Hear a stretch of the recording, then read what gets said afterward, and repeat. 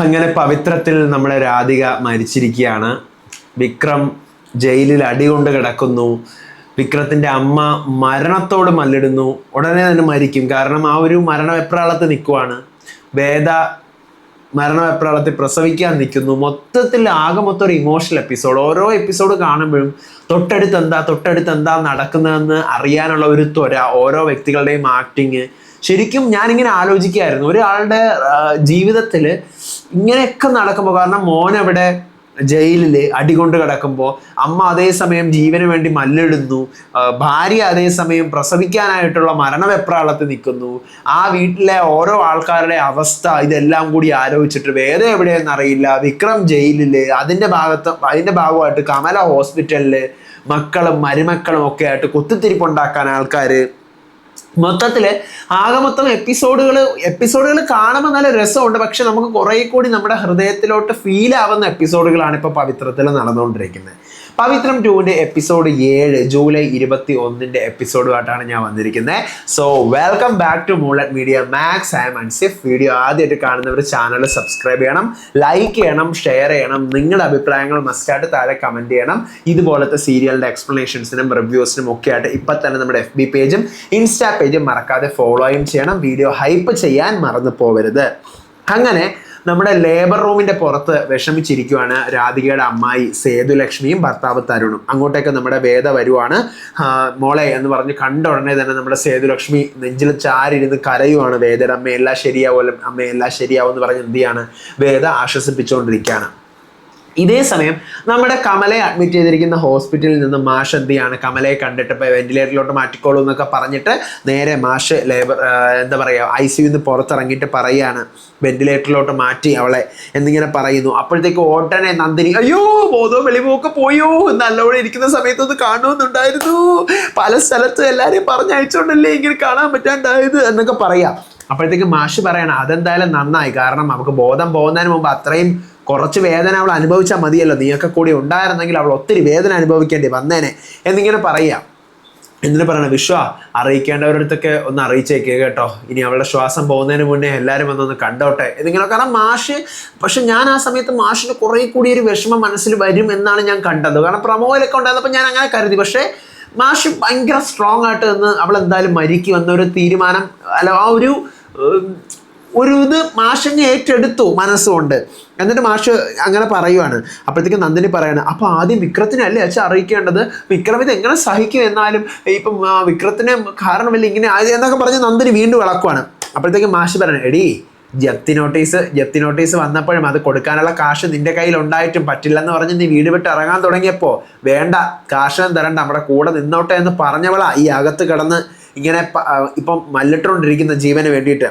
അവളുടെ കൈയും കാലും ഒക്കെ അനങ്ങാതെ ഉള്ളു, മനസ്സിൽ ഇപ്പോഴും അവൾക്കറിയാം എന്തൊക്കെയാണ് നടന്നതെന്ന്. അവസാന ശ്വാസം കഴിഞ്ഞ് അവൾ എടുത്തുകൊണ്ട് അവൾ മുകളിലേക്ക് മരിച്ചു പോകുമ്പോൾ അതെങ്കിലും അവൾ സമാധാനത്തോടെ പൊയ്ക്കോട്ടെ, അവളുടെ പ്രാക്കേറ്റ് വാങ്ങല്ലേ, അവളെ പ്രാഗുല്ലെന്ന് നിനക്കറിയാവുന്നതുകൊണ്ടല്ലേ നീ ഇത്രയും പറയുന്നത് എന്നിങ്ങനെ പറയാണ്. പിന്നെ വിക്രത്തിനെ ഞാൻ അറിയിച്ചോളാം, ശ്രീജയെ നിന്റെ മോളോട് വന്ന് അവളെ ഒന്ന് കാണാൻ പറ, അവസാന ശ്വാസം പോകുന്നതിന് മുന്നേ അച്ഛമ്മ ഒന്നൊന്ന് അവൾ കാണട്ടെ എന്നിങ്ങനെ പറയാം. അപ്പോഴത്തേക്കും നമ്മൾ ശ്രീജ കരയുവാണ്, വിശ്വം കരയുവാണ്, എല്ലാവരും നിന്ന് കരയുവാണ്. അപ്പോൾ ഇതേ സമയം നമ്മുടെ ലേബർ റൂമിലെ കാഴ്ചകളാണ് കാണിക്കുന്നത്. നഴ്സ് വന്ന് ചോദിക്കുകയാണ്, തരുൺ സാർ അങ്ങോട്ട് പോയി, വേദ അടുത്തിരിക്കുന്നുണ്ട്. അപ്പോൾ പറയുക, തരുൺ സാറ് അത് ഹനുമാൻ ക്ഷേത്രത്തിൽ എപ്പോഴും നമ്മുടെ ഇവിടെ പോകുമായിരുന്നു രാധിക, അങ്ങനെ അങ്ങോട്ടേക്ക് പോയിരിക്കുക, എന്തെങ്കിലും മെഡിക്കൽ മിറാക്കിൾ സംഭവിക്കാൻ എന്ന് പറയുക. വേദ നീ റൂമിൽ പോയിക്കോ, ഇല്ല ഞാൻ പോകുന്നില്ല, ഞാൻ ഇവിടെ ഇരുന്നോളാം, നീ പോയിക്കോ, ഡോക്ടർ വഴക്ക് പറയും, ഇനി ഇവിടെ ഇരിക്കേണ്ടെന്നാണ് പറഞ്ഞിരിക്കുന്നത് എന്ന് പറയുക. അങ്ങനെ മോള് പോയിക്കോ മോളെ, ഇവിടെ എല്ലാം ശരിയാവും എന്ന് പറയുകയാണ്. അങ്ങനെ വേദ എന്ത് ചെയ്യാണ്, അവിടെ നിന്ന് പതുക്കെ എഴുന്നേറ്റ് നടന്ന് പോകാൻ തുടങ്ങുകയാണ് റൂമിലോട്ട്. അപ്പോൾ തരുൺ ഇതേസമയം ക്ഷേത്രത്തിൽ വന്ന് പ്രാർത്ഥിക്കുന്നു. അങ്ങനെ വേദ ഹോസ്പിറ്റലിൽ നിന്ന് പോകാൻ തുടങ്ങുമ്പോൾ നമ്മുടെ ഗുണ്ടകൾ അങ്ങോട്ട് വരുവാണ്. ഗുണ്ടകൾ അങ്ങോട്ട് വരുമ്പോഴത്തേക്കും വേദയെ തിരക്കുന്നൊക്കെ വേദ കണ്ടിട്ട് ഒളിച്ചു മാറി നിൽക്കുവാണ്. പെട്ടെന്ന് തന്നെ സെക്യൂരിറ്റി അങ്ങോട്ട് വരുന്നു. മാസ്ക് വെക്കാൻ നിങ്ങൾ എല്ലാവരും കൂടി, കുറച്ച് കാശ് കിട്ടാമെന്ന് പറഞ്ഞുകൊണ്ടാണ് ഞാൻ ഇതിനൊക്കെ അങ്ങ് സമ്മതിച്ചത്. അപ്പോൾ നിങ്ങൾ ഇവിടെ വേദ എന്ന് പറയുന്ന ഒരാളൊന്നും ഇവിടെ ഇല്ല, പക്ഷേ ഇവിടെ പ്രസവത്തിനായിട്ട് കൊണ്ടുവന്ന ഏതോ ഒരു സ്ത്രീയുടെ പേര് പിന്നീട് മാറ്റിയിട്ടുണ്ട്, മുൻപത്തെ പേര് എന്താണെന്ന് അറിയത്തില്ല എന്ന് പറയുക. അപ്പോഴത്തേക്കും ഗുണ്ടകൾ മാസ്ക് ഒക്കെ വെച്ചിട്ട് പറഞ്ഞു, ഈ പെൺകുട്ടി ഇതാണ് ഫോട്ടോ എന്ന് പറഞ്ഞു. അങ്ങനെ ഒന്നും കയറി തപ്പാനൊന്നും പറ്റത്തില്ല, ഈ ഫോട്ടോ കാണിച്ചെന്നും പറഞ്ഞ്. കാരണം ഇവിടെ ഡോക്ടേഴ്സിനെ നഴ്സിനെ അല്ലാതെ ആരെ അകത്ത് കയറില്ല, ഒരു ആംബുലൻസ് ഡ്രൈവറായ എന്നെ പോലും അകത്തൊന്നും കയറ്റത്തില്ല. പിന്നെ ഇതെങ്ങനെ ആരെങ്കിലും അറിഞ്ഞു കഴിഞ്ഞാൽ അവിടെ നടക്കാൻ പോകുന്നത് വേറെ വിഷയമായിരിക്കും എന്നൊക്കെ ഇങ്ങനെ പറയാം. അങ്ങനെ വേദ ഒളിച്ച് നിൽക്കുവാണ്. അപ്പം ഗുണ്ട ഫോൺ എടുത്തിട്ട്, അയ്യോ ഇവിടെ ഇങ്ങനെയൊക്കെയാണ് കാര്യങ്ങൾ എന്നൊക്കെ പറഞ്ഞ് വേദയുടെ തൊട്ടടുത്ത്, പക്ഷെ വേദ കാണാതെ എന്ത് ചെയ്യുന്നു, അവിടെ നിന്ന് രക്ഷപ്പെടുന്നു. എന്നിട്ട് അവിടെ നിന്ന് നമ്മുടെ ഗുണ്ടകളെല്ലാം പോയ ശേഷം വേദ അവിടെ നിന്ന് നടക്കാൻ തുടങ്ങുമ്പോഴാണ് വേദയ്ക്ക് മാനസിക പ്രയാസവും എല്ലാം കൂടെ കൊണ്ട് വയറിറങ്ങും, വേദനിക്കാൻ തുടങ്ങുന്ന മറിഞ്ഞ് വീഴാൻ തുടങ്ങുമ്പോൾ നഴ്സ് ഓടി വന്ന് പിടിച്ച് വീൽ ചെയറിലെടുത്ത് നേരെ ലേബർ റൂമിലേക്ക് വേദയെ കൊണ്ടുപോവാണ്. അപ്പോൾ ഇതേ സമയം നമ്മുടെ രാധിക മരണത്തോട് മല്ലിടുകയാണ്, ഇങ്ങനെ പ്രസവിക്കാൻ വേണ്ടിയിട്ടുള്ള ആ ഒരു വെപ്രാളത്തിൽ നിൽക്കുവാണ്. ആ അമ്മയായ സേതുലക്ഷ്മി തൊട്ടടുത്ത് നിൽപ്പുണ്ട്, ഇങ്ങനെ മാസ്കും കിറ്റൊക്കെ ധരിച്ച് ഇങ്ങനെ നിൽക്കുകയാണ്. അപ്പോഴത്തേക്കും എന്ത് ചെയ്യാണ്, അവിടെ നമ്മുടെ വേദയെ വീൽ ചെയറിലേക്ക് കൊണ്ടുവന്ന കാര്യം എന്ത് ചെയ്യാണ്, നമ്മുടെ സേതുലക്ഷ്മി അറിയുകയാണ്. കാരണം അവിടെ ഒരു നഴ്സ് വന്ന് പറയുന്നുണ്ട്, ഡോക്ടർ ഇതുപോലെ മറ്റേ പേഷ്യൻറ്റിന്, ഇവരുടെ റൂം ഷെയർ ചെയ്തുകൊണ്ടിരുന്ന പേഷ്യൻറ്റിന് പ്രസവ വേദന തുടങ്ങിയിട്ടുണ്ടെന്ന് പറയുന്നു. അങ്ങനെ സേതുലക്ഷ്മി അറിയുകയാണ്. സേതുലക്ഷ്മി നേരെ എന്ത് ചെയ്യാണ്, രാധികയെ അവിടെ ഇട്ടിട്ട് ഞാൻ ഇപ്പോൾ വരാം എന്ന് പറഞ്ഞ് നേരെ നമ്മുടെ വേദയുടെ അടുത്തോട്ട് പോവാണ്.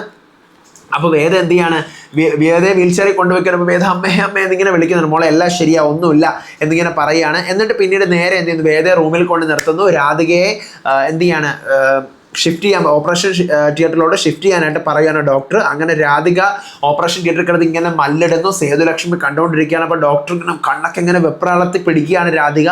അപ്പോൾ ഡോക്ടർ CPR കൊടുക്കാൻ പറയുന്നു. CPR എടുത്തുകൊണ്ട് വരുമ്പോൾ തന്നെ എന്ത് ചെയ്യുന്നു, നമ്മുടെ രാധിക എന്ന് പറഞ്ഞ് വലിച്ചങ്ങ് കണ്ണ് നിറഞ്ഞുകൊണ്ടങ്ങ് മരിക്കുവാണ്. അത് കണ്ടു നിന്ന് സേതുലക്ഷ്മി, പക്ഷെ സേതുലക്ഷ്മിയുടെ എക്സ്പ്രഷൻ ഞാൻ കുറച്ചും കൂടി പ്രതീക്ഷിച്ചു. പക്ഷേ സേതുലക്ഷ്മി അങ്ങനെ അങ്ങ് ഷോക്കായി നിന്നിട്ട് പിന്നെ ഡോക്ടേഴ്സ് എല്ലാവരും വന്ന് പെട്ടെന്ന് തുണി അങ്ങ് മറച്ചിടുമ്പോൾ തന്നെ സേതുലക്ഷ്മി നെഞ്ചിൽ വീണ് അങ്ങോട്ട് കരയുവാണ്. നിറ വയറോട് കൂടി ആ വയറ്റുള്ള കുഞ്ഞും രാധികയും രണ്ടുപേരും മരിക്കുവാണ്.